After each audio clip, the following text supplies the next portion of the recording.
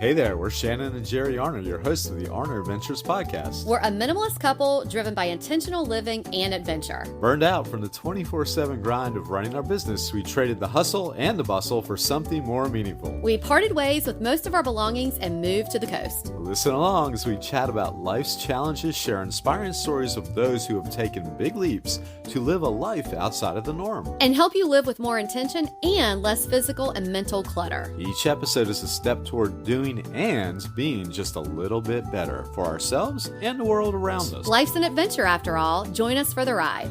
It's the Arner Adventures podcast. Well, hello there.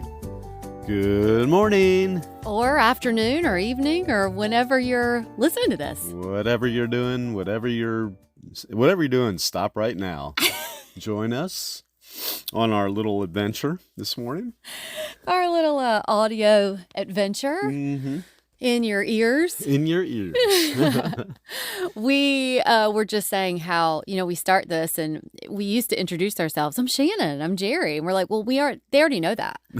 They're listening to this and they know it. Yeah. We already told you that in the intro.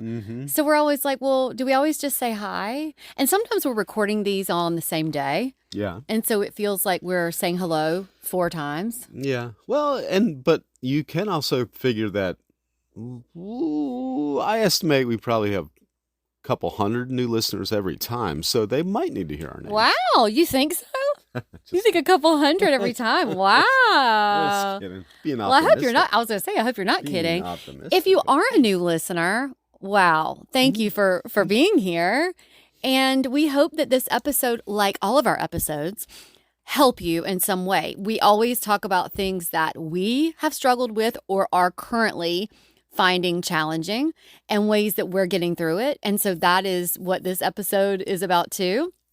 And yeah, I hope wherever you are, you just sit back and maybe have some coffee like we are as we're having this conversation. Mm-hmm. And hope you take something away from it. And if you find that you think, wow, who would benefit from this is my friend Sally. Send it over to Sally. We would really appreciate that. Or Joe, or I don't know, Derek, whoever.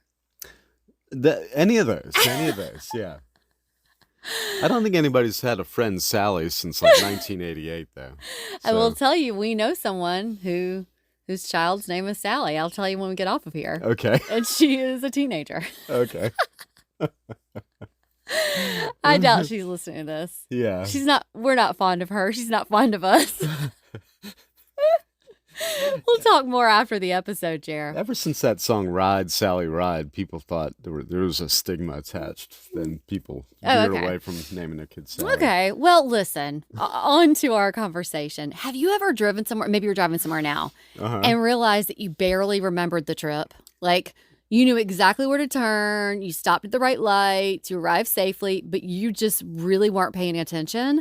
Well, that's autopilot. Mm-hmm. If you remember, back when we had Aster Haley on the podcast, she was from Better Sleep, and she talked about so many things that you can train your brain to do. And like when you're in autopilot, it's really like you're in hypnosis, just a hypnosis that isn't like a hypnosis where, it's dangerous. It's like your brain is in a hypnotic state. Mm-hmm. Our brains do it all the time. It's incredibly helpful because it saves mental energy for familiar tasks. The problem is that autopilot sometimes extends beyond our commutes. And so without realizing it, you can spend entire days, weeks, or years living without questioning the routines and habits and assumptions that shape our lives. That's right. Yeah, routines need to be kept in check, right? Yeah. Yeah, the older we get, the easier it is to repeat yesterday without asking if it's still the life we want. Mm-hmm. We're not suggesting you reinvent your life overnight, but we will suggest some other things. We're suggesting that something much simpler, that pause long enough to notice. Right. That's what we're saying. Right. Yeah. And so we're going to go through some things that are kind of signs or ways to determine if you're living on autopilot. And so the first one, like Jerry mentioned, is about our routines. We stop questioning our routines, right? Most of us wake up the same way. We check the same apps, right? We eat the same breakfast. Yeah. We take the same route to work. We sit in the same chair, watch the same shows. And none of these things are bad. I mean, I am a routine girly. A lot of the things that I do is like for safety, really. Like when I think about the meals we eat, because I have an anaphylactic tree nut allergy. Sometimes it's about safety. But if we're talking about other things, sometimes you're not even making intentional choices for yourselves. Sometimes we're just repeating habits that we created years ago and just live the same way, right? Yeah. Here's something to ask yourself. Which parts of your daily routine still serve you? And which ones are just comfort food? You know that time of year when the windows are open and Ruby and Nugget are in and out all day on the catio and you just want life to feel a little lighter? Yeah, and one thing that we've had for all these years that still gets used every single day is our Cozy Earth stuff. Their bamboo sheets are our favorite this time of year. They're cool, soft, and they don't trap heat, which is important because neither of us likes to wake up sweaty. Especially me. I run a little hot, and I can definitely tell a difference. But it's not just the sheets. We practically live in their loungewear. Some mornings start with coffee on the porch, then taking Rue and B for a walk. And before you know it, when we're heading back from the walk or an easy hike, we've not even changed. That's what I love about it. It's comfortable enough for lazy Sundays, but it doesn't feel like pajamas. I've worn Cozy Earth stuff on road trips, around the fire pit, and just about everywhere in between. And speaking of those Cozy Earth pajamas, I don't think I've seen you voluntarily wear jeans around the house in years. Well, because jeans have no elastic stretch.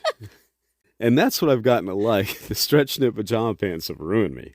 I wear them so much that if they're in the wash, I start wondering what I did before Cozy Earth. He's not kidding, you guys. I think really, Jerry, you own jeans just to make appearances. Probably true. And after years of washing everything, the quality has really impressed us. On all of the items, there's no pilling, no fading, just pieces we reach for over and over again, including those sheets. Yeah, whether we're working from home, traveling, hanging out with the pups and Nugget, or sneaking away for a little venture, Cozy Earth has become part of our everyday life. And if you've been wanting to treat yourself, you can save on sheets, loungewear, robes, everything site-wide by visiting arnerventures.com/cozyearth. It's one of those upgrades you notice immediately. And one that makes coming home feel even better. You're darn right. The second way that you can tell that you may be living on autopilot. We keep doing things because, well, that's just what we've always done, or that's just what we do. Yeah. There are so many invisible rules that we follow without thinking. Maybe you host every holiday, and you always have. Maybe you always say yes because you've become the dependable one in the family. Maybe you've stayed in a hobby or career or routine because it's what you've always done. So autopilot doesn't just affect mornings or those routines. It can also shape our entire identity. You may be the one in your family or your circle of friends who always plans the trips because you always have. And so now you're just kind of relied on to do that. So whatever it is, if you're kind of this is resonating with you and there's something about this that you're going, oh yeah, I think that I'm doing that. Maybe ask yourself, what are you doing simply because you've always done it? And if you enjoy it, there's nothing wrong with it. There is nothing wrong with routine and autopilot. We're talking here about, are there things that you have a routine or autopilot that you're really resentful of or that you're really not really enjoying and you want to think about being more intentional with them? Yeah. What's another way, Jer, that you might be on autopilot? Well, buying things without thinking, and this really can affect a lot of people. It stimulates the economy, but it can really put a dent in the old pocketbook at times, and it's not a wise way to go. And advertising works because it teaches us to solve every problem with another purchase. I like this little line of thing. Bullet points here. Bored? Buy something. Stressed? Treat yourself. Need motivation? New planner, new shoes, new gadget. Sometimes those purchases generally can improve our lives, and sometimes they're just habits disguised as solutions. So, here's what we found. That simply pausing before clicking buy now has helped us become much more intentional. Did you know that Americans spend $18,000 a year per person on non-essentials? I didn't know the numbers on that, but I'm not surprised It's at all. it's Yeah. kind of bonkers. It is bonkers, yeah. It just goes to show, like, if you put more intention in your purchases, or like Jerry said, the buy now or add to cart, Yeah. you just sit back, and we talked about this recently, just take a beat. Yeah. Take a day or two and go, do I really need that? And so this is a question, if this resonates with you, that you may want to ask yourself. Are you buying something because you need it, or because you're hoping it's going to change how you feel? Yeah, that's right. And a lot of this could be solved if people didn't vote in terms of just their finances. And half the country, I think, did that, and you can see where we're going. So if you just learned how not to buy so much, your finances wouldn't be so fucked, and you'd vote the right way. What? That's a kind of a simple way to put it. That's like sort of a street talk way of putting it, but it sounded kind of fun to say. So, yeah. I agree. That's why there's the term vote with your dollar. Yeah, It's like those purchases do make a difference. You're saying something in a political format when you purchase something. Yeah. Yeah, you are. We really know a lot more about that these days. Yeah. Out of necessity, kind of. Yeah. So, number 4 is we fill every quiet moment.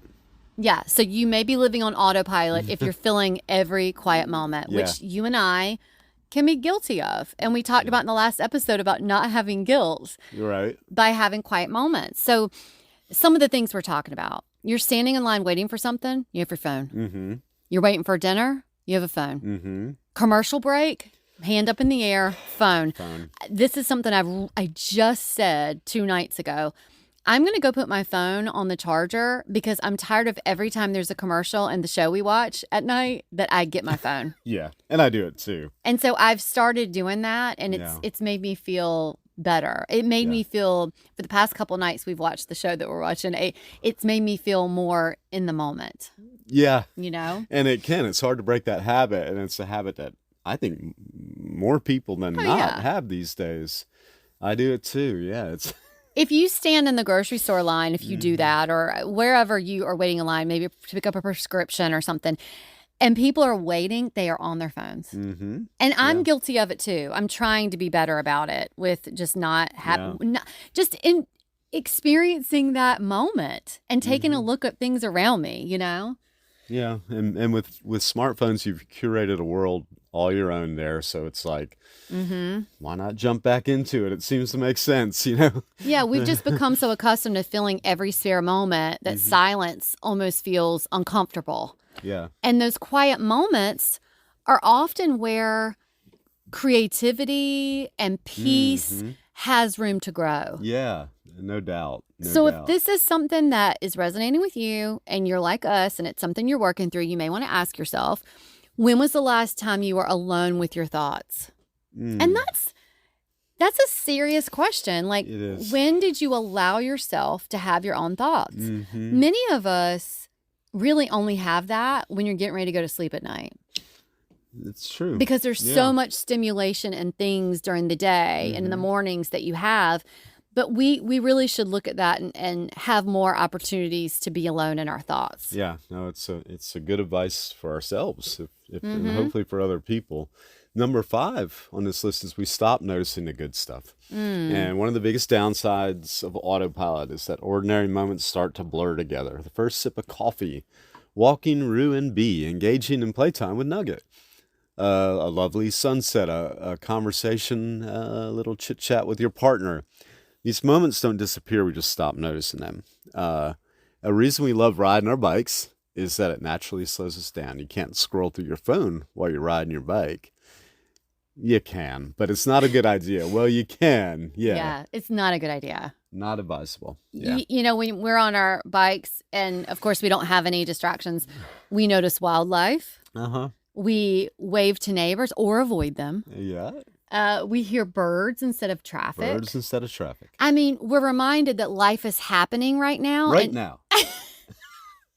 And not just when we reach our destination. Yeah. It's really if it's a walk, if it's you're journaling, you're reading, whatever it is in those moments, it's if you have no other distractions and you're not on autopilot and you're trying to absorb what you're in right and then, it's so much better to stay off of It's easier to stay off of autopilot in those situations. It is. This is what you want to ask yourself. What small moment did you almost miss today? Yeah.